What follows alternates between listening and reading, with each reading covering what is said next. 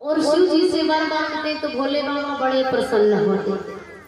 आज मेरे द्वार पर मेरे प्रभु आए हैं, चल करके अवश्य ये कार्य पूरा होगा।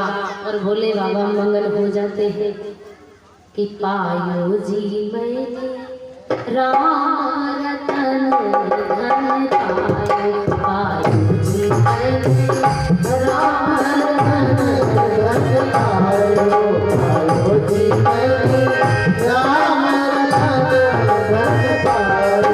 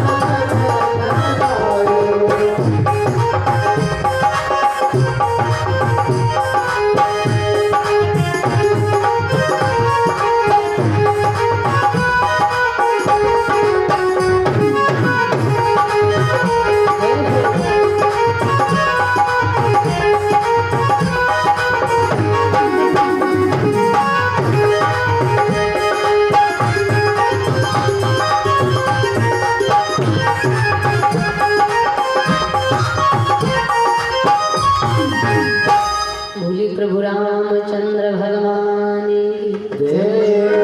भोले बाबा बड़े मंगल कि मुझे तो असल धन मिल गया।